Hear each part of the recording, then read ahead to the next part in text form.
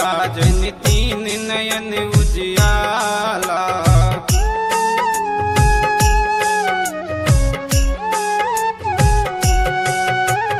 अंग विभूति भस्म रमौने पहिरने बाग के छाला। पूजा चंदा शीस विराजन तीन नयन उजियाला। केहन बने ने छत सूरतिया गौरी के दूल्हा। केहन बने ने छत सूरतिया गौरी के दूल्हा।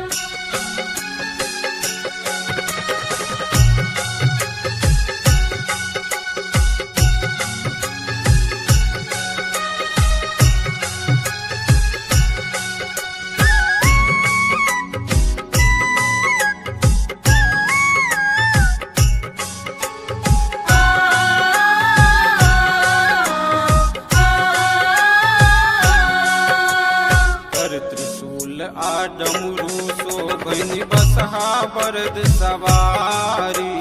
भूत प्रेत बरियाती एलै नाचत द ताली।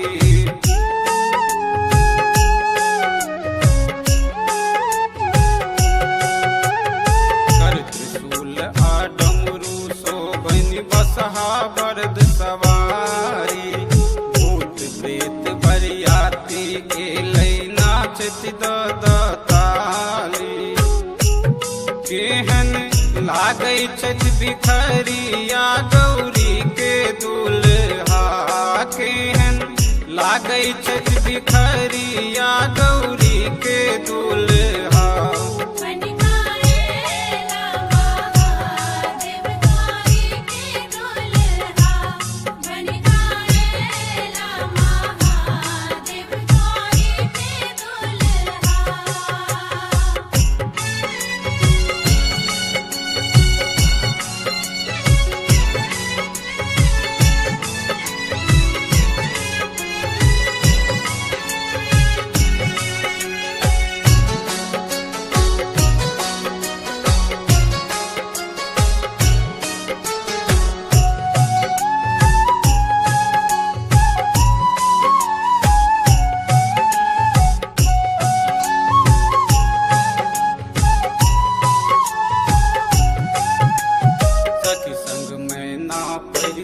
चलली कंचन के धारी। देख के बर के भाग लगली नाग छोड़े पुकारी।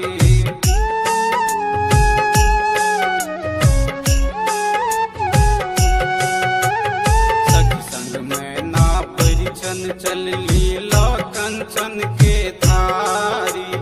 देख के बर के भाग लगली नाग छोड़े पुकारी। केहन छथि शिव जोगिया गौरी के दूल्हा। केहन छथि शिव जोगिया गौरी के दूल्हा।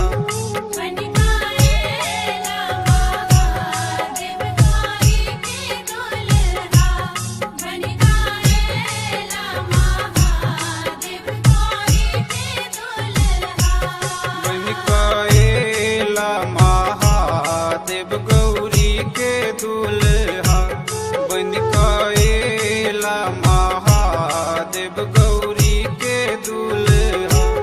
हे गौरी के दूल्हा यौ गौरी के दूल्हा। हे गौरी के